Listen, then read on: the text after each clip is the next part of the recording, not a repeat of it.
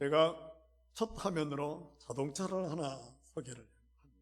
프랑스 부가티 시론이라고 하는 자동차인데요. 이 스포츠카는 가격이 얼마 정도 될까요? 여러분 놀라지 마십시오. 우리는 1억짜리도 귀한데 이 차는 무려 32억이라고 합니다. 입이 벌어지죠? 더 놀랄 것이 있습니다. 까무러질까 봐서 말할까 할까 생각하고 말을 하는데, 부가티 시트론에서 업그레이드된 프로필리라고 하는 자동차는 132억이라고 합니다. 저는 이 화면을 여러분에게 드리면서 말씀을 드리는 것은, 사람이 살아가면서 무엇이 자기 인생의 최고의 가치인가를 생각하라는 거예요. 무엇이 내가 추구하는 가치인가? 앞서 부가티 시론이라고 하는 이 차는 강남에 딱 2대밖에 없습니다. 전 세계적으로 60대만 한정하여 파는 그런 차라고 합니다.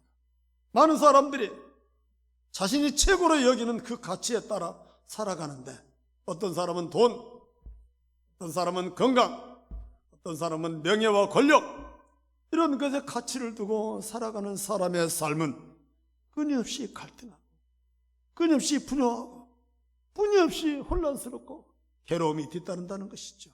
그런데 꼭 그런 가치관으로 살아가지 않는 사람이 있습니다. 마음의 여유로움을 가치관으로 삼은 사람이 있어요. 기다림, 평안, 여유, 기쁨, 감사, 이것이 그 사람의 삶의 가치관을 가지고 살아가는 사람도 있습니다. 말씀을 드린 여유로움, 평안, 기쁨, 감사, 여기에 가치를 둔 사람은 결코 브로시티론이라고 하는 차가 그렇게 달갑지만은 않을 것입니다. 여러분, 사람들이 무엇을 가치로 여기든지 그 가치가 잠깐 있다 사라져 버릴 거라면 그것은 가치가 아닙니다. 세상에 보이는 금, 은, 재물 귀하지만 하나님의 말씀은 그보다 훨씬 귀한 것이 있다고 우리에게 말씀하십니다. 그것은 곧 믿음입니다. 믿음이 가치인 거예요. 그 믿음은 우리 것이 아니에요. 하나님의 것이에요. 하나님이 주신 믿음인 것입니다. 그래서 우리 그리스도인들에게는 최고의 가치가 이 믿음입니다. 우리의 신앙이 믿음으로 시작했고 믿음으로 마칠 것이기 때문입니다. 주님 앞에 서는 날 주님은 우리에게 뭐라고 말씀하실까?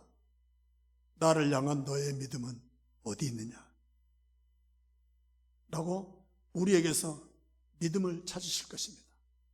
그래서 저는 부활절 이후에 연 3주 동안 믿음에 대한 말씀을 여러분과 함께 나누면서 오늘 그 믿음의 결국, 믿음의 결말을 보고자 합니다.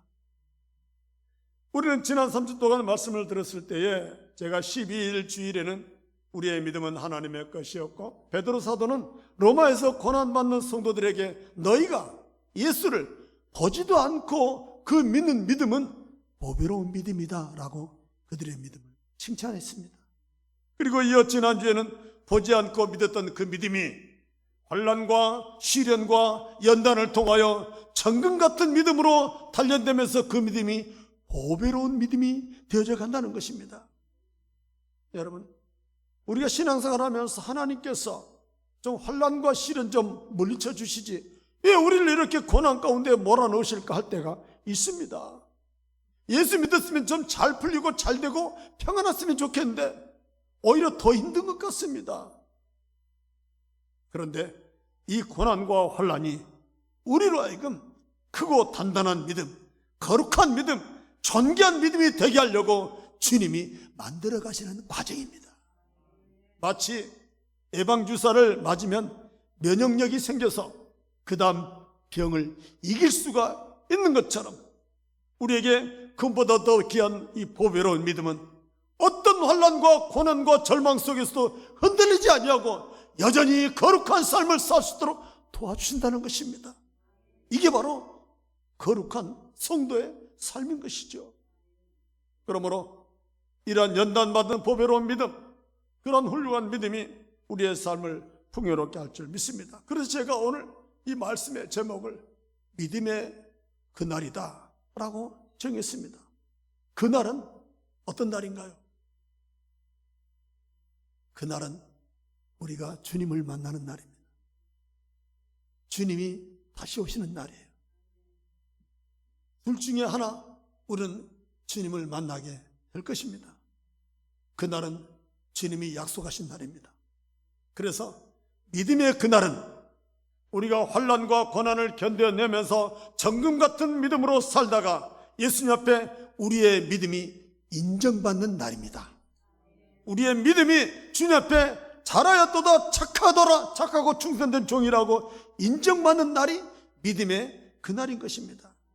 그러므로 우리의 믿음에는 반드시 결말이 있습니다.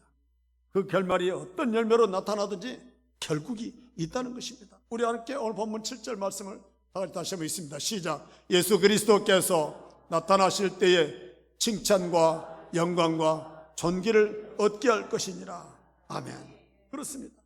우리의 믿음이 그리스도께서 오신 그날에 칭찬이 있을 거라고 하십니다. 이 칭찬이 곧 하나님께는 영광이요 우리에게는 존귀함이 될 줄 믿습니다. 칭찬, 헬라어 에피파이노스라고 하는 단어는 그의 행위에 대하여 인정받는다는 뜻입니다. 주님 만나는 그날에 우리는 심판대가 아닌 시상대에 서게 될 거라는 것이죠. 주님 만나는 그날이 심판의 검을 휘두르는 날이 아니라 주님 만나는 그날이 칭찬과 상을 받는 날이 될 줄 믿습니다. 그래서 예수님이 우리에게 하시는 이 칭찬은 우리가 이룬 업적에 대한 박수가 아닙니다. 어떤 상황에서도 끝까지 하나님을 신뢰하고 견디어낸 믿음에 대한 주님의 평가인 것입니다. 끝까지 견디어냈더니 주님이 그날에 우리를 평가해 주신다는 것이죠. 그래서 주님이 우리의 믿음을 평가하실 때 하나님께는 영광이요 우리는 모든 사람들 앞에서 존귀함을 얻게 될 줄 믿습니다.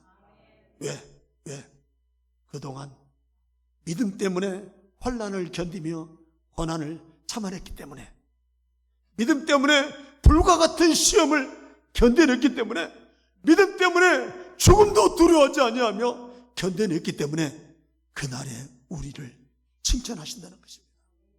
주님은 마태복음 25장 21절에 그 주인이 이르되 잘하였도다 착하고 충성된 종아, 내가 적은 일에 충성하였으며 내가 많은 것을 내게 맡기리니 내 주인의 즐거움에 참여할지어다 라고 말씀하십니다. 주님은 그날에 우리의 수고를 보시고 잘하였도다 참 잘했구나 라고 우리를 인정해 주신다는 것이죠. 5달란트와 2달란트를 받은 종은 주인의 신뢰대로 충성스럽게 일했습니다. 열심히 일한 종들에게 잘하였도다 착하고 충성된 종이라고 인정하셨는데, 성경에 보면은 5달란트 받은 자와 2달란트 받은 자를 똑같이 칭찬하는데 단어 하나 틀리지 않게 똑같이 칭찬하시는 것입니다. 똑같이.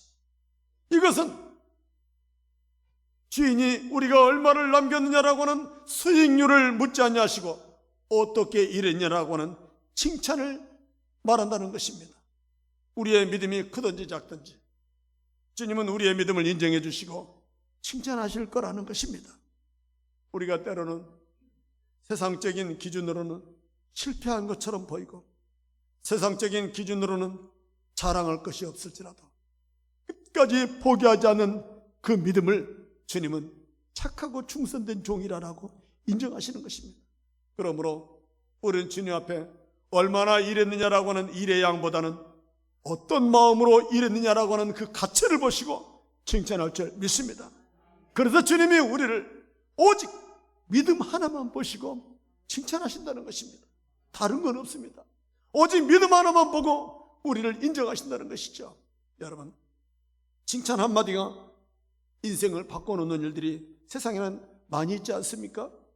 상대성 이론을 발표하여 노벨 물리학상을 받은 아인슈타인이 초등학교를 다닐 때 그때 초등학교의 성적표에 이런 문구가 쓰여져 있었다고 합니다.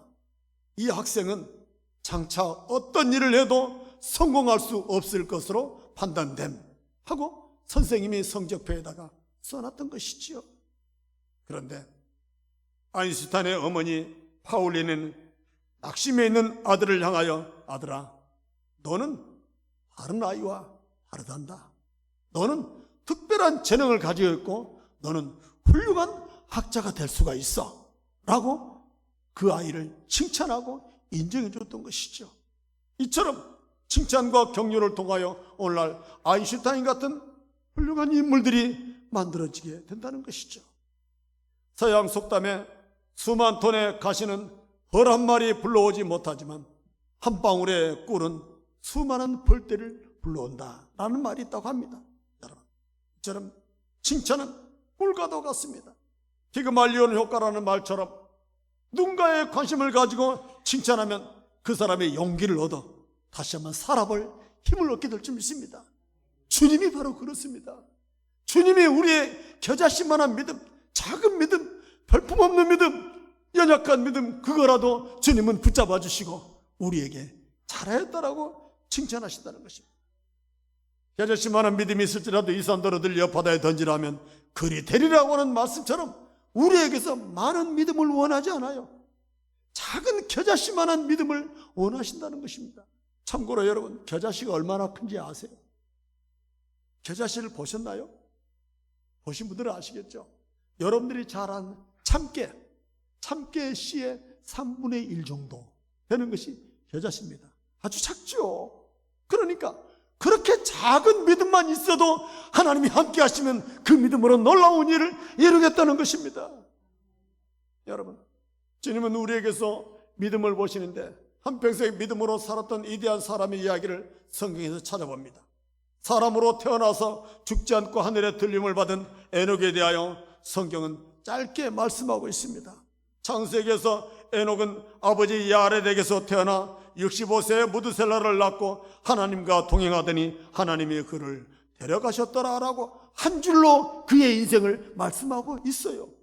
에녹이 죽지 않고 산채로 하나님이 데려가셨다는 것입니다. 그리고는 성경에 그에 대한 기록이 아무데도 없다가 히브리서 11장 5절 말씀에서 믿음으로 에녹은 죽음을 보지 않고 옮겨졌으니 하나님을 기쁘시게 하는 증거를 받았습니다 라고 말씀하고 있어요.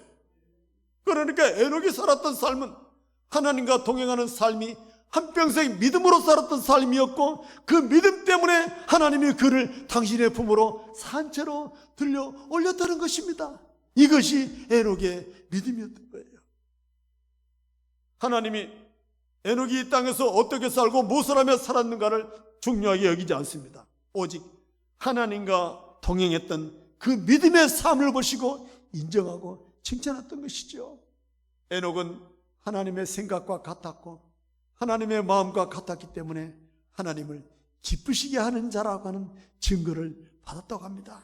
그럼 여러분, 하나님이 우리를 바라보시고 뭘 기뻐하신지 이제 여러분은 감을 잡았을 줄 믿습니다. 하나님은 우리를 보고 기뻐하시는 것은 오직 믿음을 보시는 것입니다. 우리가 찬양을 잘하고 열심히 봉사하고 죽도록 충성하고 그 무엇을 할지라도 그 속에 겨자씨만한 믿음만을 가지고 했다면 그것을 보시고 칭찬하신다는 것입니다. 여러분, 하나님이 이 땅에 살아가는 우리들에게서 오직 하나님의 말씀을 믿음으로 동행한 것만 흔적으로 기억하신다는 것입니다. 새벽녘에 눈물로 기도하는 그 자리에 아무도 없는 것 같지만 그곳에 주님이 계시는 것입니다. 나만의 골방에서 당신의 이름을 부르는 그 목소리를 주님은 들으십니다. 일터에서 순간순간마다 주님을 찾을 때에 주님은 내가 여기 있다 라고 말씀하시는 것입니다. 이처럼 우리가 보이지 않는 주님을 마치 옆에 계신 것처럼 믿고 살아가는 그 믿음이 바로 동행인 거예요. 주와 동행입니다. 뭐 대단한 일을 하는 것을 주님은 원치 않아요. 순간순간마다 주의 이름을 부르고 주님을 의지하며 주님 따라가는 그 삶이 주님은 믿음으로 여기시고 에녹처럼 귀하게 여기신다는 것입니다. 주님은 우리의 중심을 보신 줄 믿습니다. 우리에게서 화려하고 대단한 것을 찾지 않습니다. 우리의 작고 보잘것없는 그 작은 믿음을 보시고 우리를 칭찬하시고 인정하신다는 것이죠. 그래서 욥기 1장 8절 말씀에 내가 내 종 욥을 주의하여 보았느냐? 그와 같이 온전하고 정직하여 하나님을 경외하며 악에서 떠난 자는 세상에 없느니라라고 욥의 믿음을 주님이 인정하십니다. 욥의 신앙을 주님이 인정했더니 사탄이 시기질투를 합니다. 하나님, 욥의 믿음이 재산을 많이 하나님이 부어주시니까 지금 그 믿음일 것입니다. 욥의 믿음이 자식들이 잘 되니까 지금 욥의 믿음이 그럴 것입니다. 어디 그래? 내 종 욥을 한번 해봐라 라고 하나님이 허락하십니다. 욥의 믿음을 꺾어보려고 사탄은 하나님께 제안했던 것이죠. 그래서 사탄의 시험으로 말미암아 욥은 일순간에 가진 모든 재산이 하루아침에 다 뺏겼습니다. 그 많은 자식 10명이 한날 한시에 한꺼번에 죽어버리는 것입니다. 온몸이 병이 들어 고통 가운데 죽음이 가까이 있는 것처럼 느껴집니다. 그럴지라도 욥은 하나님을 원망하거나 입술로 죄짓지 않았다는 것입니다. 입술로 범짓지 않았던 것이죠.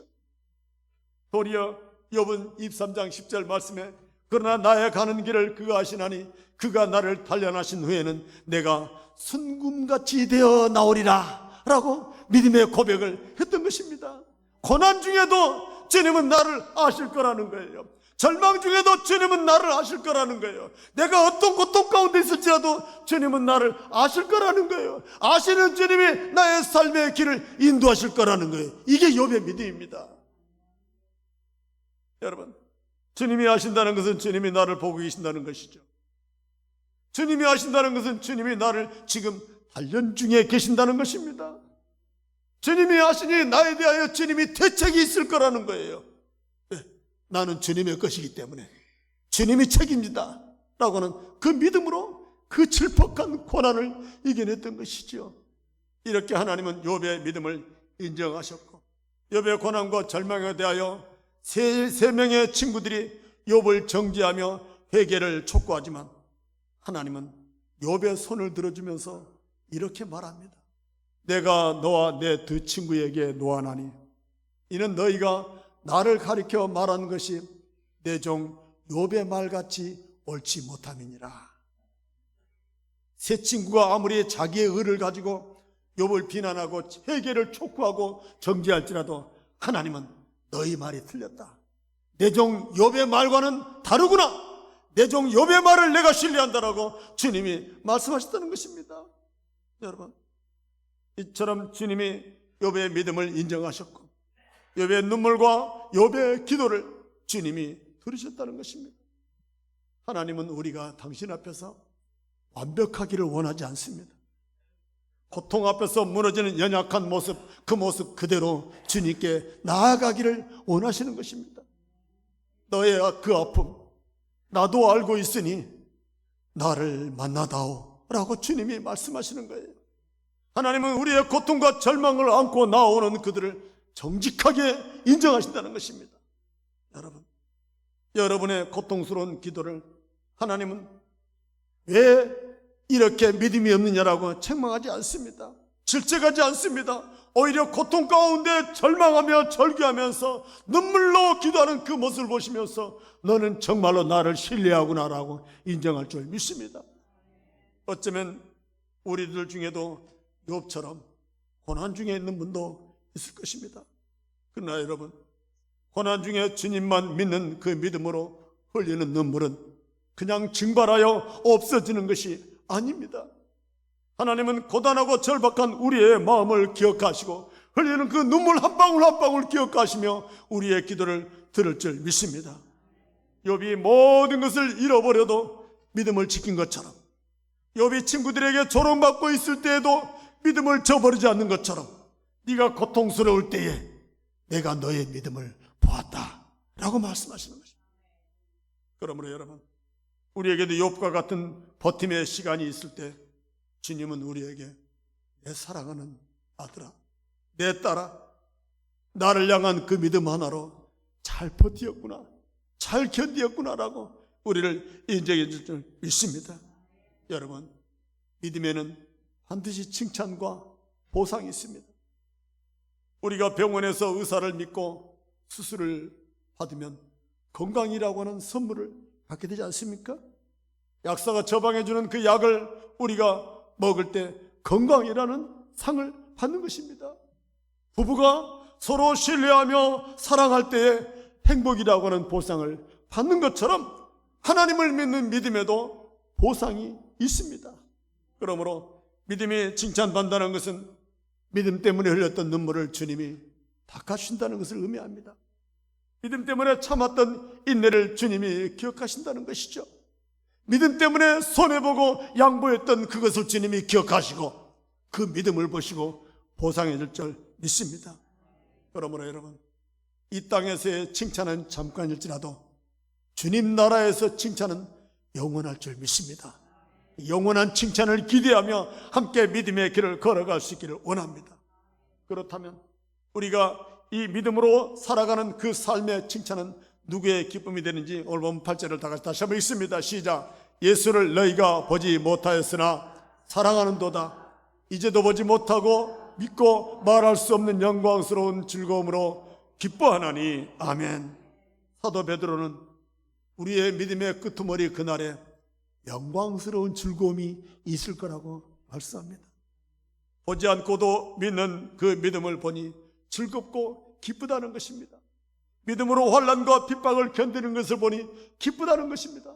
베드로는 믿음 때문에 핍박과 환난을 견디는 성도를 보면서 주님, 저들이 믿음을 지키려고 당하는 그 고난을 기뻐하오니 영광 받으시옵소서라고 주님께 기도했을 것입니다.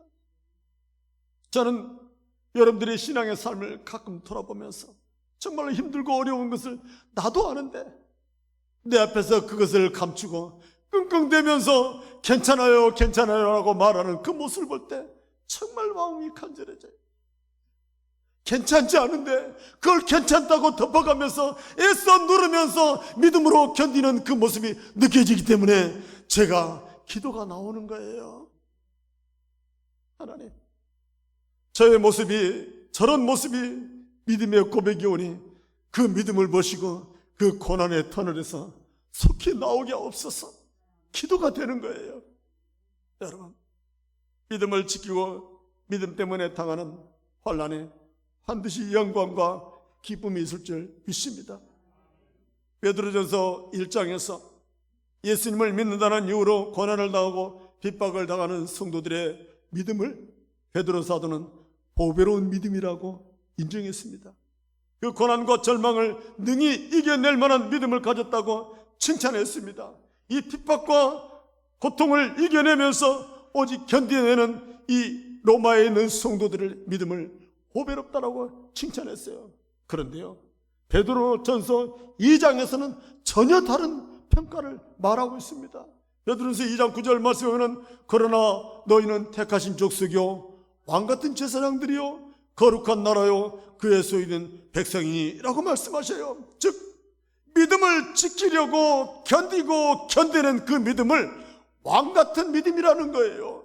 제사장 같은 믿음이라는 거예요. 거룩하고 순결한 제사장 같은 믿음을 가졌다라고 인정하는 것입니다.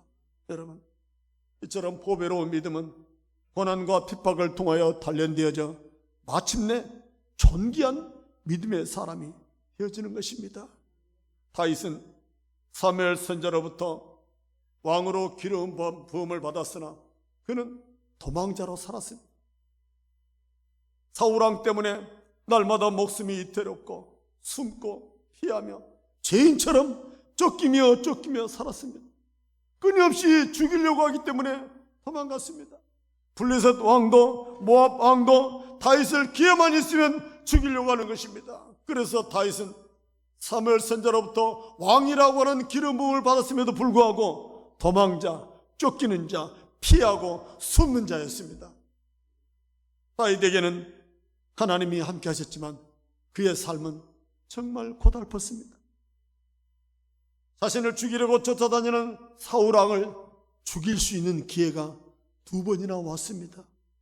하지만 다윗은 죽이지 않았습니다. 사울왕만 죽으면 더 이상 도망다니지 않아도 되는데, 사울왕만 죽으면 쫓겨다니지 않아도 되는데 자신이 왕이 될 수가 있는데 다윗은 사울 왕을 죽이지 않았어요. 왜? 다윗이 사울 왕을 죽이지 않는 이유는 사울 왕은 하나님이 기름 부으신 종이기 때문에, 하나님이 한때 인정했던 자이기 때문에 자기 손으로 하나님이 인정한 그 왕을 끌어내리지를 못하는 것입니다. 하나님이 하시는 일은 내가 터치할 수 없다는 것입니다. 다윗은 어떤 이유로도 하나님이 임명하신 그 왕의 왕관을 자기 손으로 끌어내릴 수가 없었던 것입니다. 하나님의 권한 아래에 있는 것은 하나님의 것이기 때문에 터치할 수가 없었다는 믿음입니다. 그러면서 끊임없이 고난과 절망이 계속되어져도 하나님의 때를 기다리는 그 믿음을 하나님께서 귀하게 여기신 줄 믿습니다. 여러분, 하나님이 인도하시는 대로 산다는 것은 자기 생각대로가 아닌 하나님의 생각대로 사는 것을 의미합니다. 그러므로 믿음은 하나님의 생각이 나보다 훨씬 뛰어날 거라고 믿으며 기다리는 것입니다. 하나님은 우리를 반드시 고난에서 벗어나게 할 거라고 믿는 것입니다. 때로는 질퍽한 고난 가운데 있을지라도 하나님이 때가 되면 나에게 위로와 보상을 해줄 거라고 믿는 거예요. 그게 믿음이에요. 다윗이 하나님만 바라보는 가운데 계속된 고난이 바로 왕으로 훈련받는 과정이었는데, 다윗은 왕관만 쓰는 왕이 아니라 믿음이 있는 왕이 되게 하려고 하나님이 훈련을 시키신 것입니다. 그냥 왕관만 쓰는 사울왕 같은 왕이 아니라 믿음으로 백성을 다스릴 수 있는 믿음의 왕을 만들려고 그 고난 가운데 견뎌내게 하셨던 것이죠. 사랑하는 시청자 여러분, 우리가 억울해도 참고 고통스러워도 견디는 것은 천국에서 주님과 함께 다스릴 왕과 같은 인격을 다듬기 위하여 준비된 과정이라고 믿습니다. 믿음 때문에 눈물로 쟁기질한 여러분들의 마음밭에 거룩한 씨를 뿌려줄 줄 믿습니다. 믿음 때문에 참고 견디었기 때문에 칭찬하시고, 믿음 때문에 참았기 때문에 그날 그때 영광스럽게 주님을 맞이하게 될 줄 믿습니다. 그러므로 사랑하는 시청자 여러분, 그날의 믿음의 결국은 무엇인지 함께 오늘 본문 9절을 다 같이 읽겠습니다. 시작. 믿음의 결국 곧 영혼의 구원을 받음이라. 아멘. 그렇습니다. 믿음의 결국은 영혼 구원입니다. 우리가 끊임없이 참고 견디면서 믿음을 지켜나갈 때 내 영혼이 구원의 길에 걷게 되고, 내 영혼이 구원을 받게 되고, 더 나아가 내 믿음으로 말미암아 다른 사람도 구원에 이르게 될 줄 믿습니다. 여러분, 드라마를 봐도 결말이 해피엔딩으로 끝나는 것처럼 반드시 믿음의 결말이 있습니다. 영화를 봐도 결말이 있는 것처럼 우리의 믿음도 결국이 있다는 것입니다. 이 믿음의 결국은 곧 영혼이 구원받는 것입니다. 예수님께서 내 죄를 위하여 죽으셨음을 믿기에 구원받는 것이죠. 구원받았기 때문에 내가 하나님의 자녀가 되는 것이고, 하나님의 자녀이기 때문에 내가 기도하면 응답해 줄 거라고는 믿음을 갖는 것입니다. 그래서 믿음의 결국은 영혼의 구원함에 이르게 되는 것입니다. 사도 바울은 우리가 산다고 해서 다 사는 것이 아니라 사는 길이 있다고 이렇게 로마서 1장 7절에 말씀합니다. 다 같이 읽습니다. 시작. 기록된 바 오직 의인은 믿음으로 말미암아 살리라 함과 같으니라. 아멘. 그렇습니다. 오직 의인은 믿음으로 사는 것입니다. 믿음은 죽어도 영원히 살게 하는 믿음인 것이죠. 그래서 예수를 믿는 우리들에게는 오직 믿음입니다. 오직입니다. 오직 한 가지, 믿음으로 사는 거예요. 다른 길은 없습니다. 믿음으로 살지 못하면 죽는 일밖에 없습니다. 믿음으로 살지 못하면 망하는 길밖에 없습니다. 다들 세상 사람들은 얼마나 죽을 일이 많은지 모릅니다. 다들 죽겠다고 합니다. 몸부림치며 살아보려고 해도 죽을 일만 쌓인 곳이 바로 세상입니다. 세상은 온통 죽을 일만 가득한 곳이에요. 작년에도 죽을 일만 쌓였고 10년 전에도 죽을 일만 쌓였고 온통 세상에 죽을 일만 가득합니다. 100년 전에도 그랬고 1000년 전에도 세상은 죽을 일만 가득한 곳이었어요. 세상은 본래 그렇습니다. 그러한 세상에서 살 길, 살 수 있는 힘, 살아가게 하는 능력, 그것이 믿음입니다. 하나님의 주신 믿음으로 이 험악한 세상을 살아내는 거예요.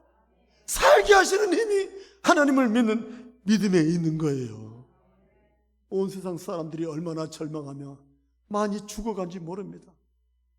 제가 통계를 검색하다가 2024년 자살한 학생 중 학업 문제를 겪은 비중이 43%였습니다. 학업 문제, 성적 문제. 학교 성적이 90점을 맞았다고 자살한 학생들이 있다는 것입니다. 여러분, 90점이면 적은 점수가 아니잖아요. 그런데 나보다 다른 친구가 95점 맞은 것 때문에 너무나 괴로워서 죽어버리고 만다는 거예요. 어떻게 이런 일이 있을 수가 있어요? 자기가 최고여야 하는데 다른 친구들이 앞서는 것을 견딜 수 없는 그런 마음. 성적이 인생의 전부가 아니라고 하는 그런 자존감을 가지고 살아야 할 학생들이 자살하는 것은 부모들의 성적 욕심 때문이기도 하는 것입니다. 우리는 때로 뉴스를 보면서 나는 저만큼만 있어도 살겠구만, 저 사람은 왜 저렇게 죽겠다고 하는지 모르겠어 할 때가 있잖아요. 있어도 죽겠다고 하고 없어도 죽겠다고 하고 잘 되어도 죽겠다고 하고 안 되어도 죽겠다 하는 것입니다.